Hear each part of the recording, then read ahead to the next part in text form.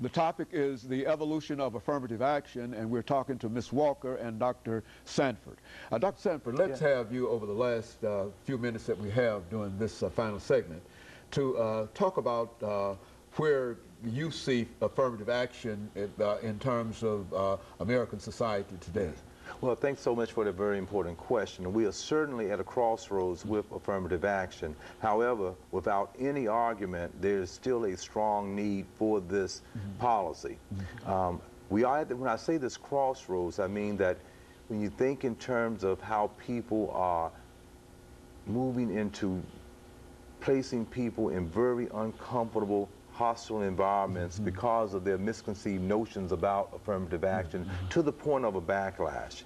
Many are talking in terms of there being reverse discrimination. Dr. Alan Johnson, in his book entitled Privilege, Power, and Difference, talks about if there's one particular position, 500 people trying to apply for it who are indeed qualified for it, and if there's one European American person that gets that position, say in a high-tech type of a situation, then everybody feels like, well, it was a qualified person, then it must be okay. But if an African American or a female gets that position, then you got 499 people feeling that they are reverse discriminated against. And I think when we move on, we'll see how affirmative action is indeed a process that leads us into having a better working environment. The American Association of Higher Education, the American Council of Education, looks at this process as actually benefiting the majority group in much more of a powerful way than even the minority group at institutions of higher learning as well as in the workforce. As you know, in 2003,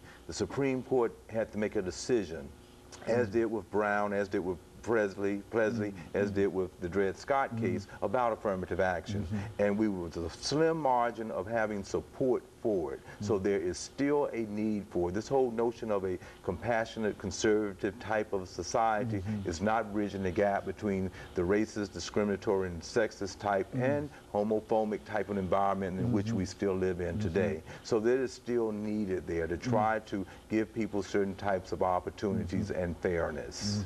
Very good. You know, Ms. Walker, I think you mentioned earlier about the distinction between diversity and affirmative action. Let's have you to speak to that. Right. Affirmative action is actually the process to get to equal employment and diversity. A lot of people want to talk about diversity, but they shun affirmative action.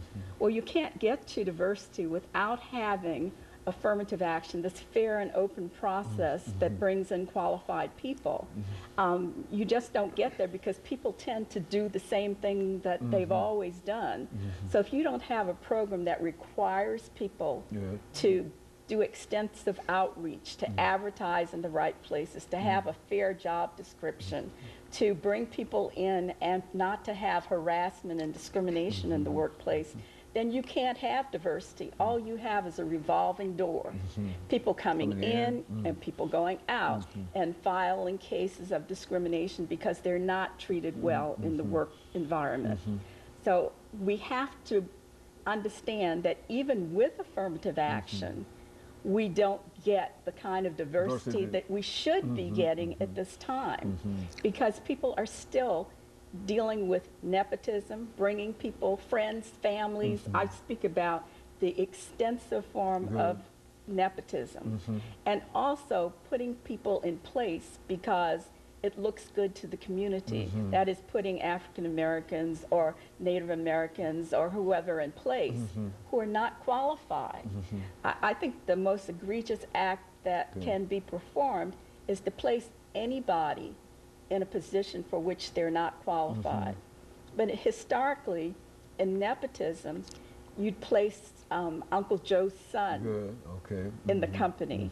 And then there would be support for that person so that they would be trained to move up the ladder. They could grow in this situation. But you put an African-American youngster in the mailroom, guess what?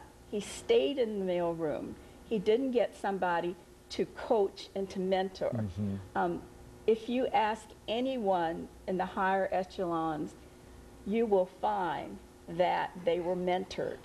And the fact is, that many of the protected groups, African Americans, Hispanics, women, do not get mentored. They do not get supported. In fact, what you find, if you get a person who's well qualified and very knowledgeable and very capable of doing the job, they become a threat. And they're seen as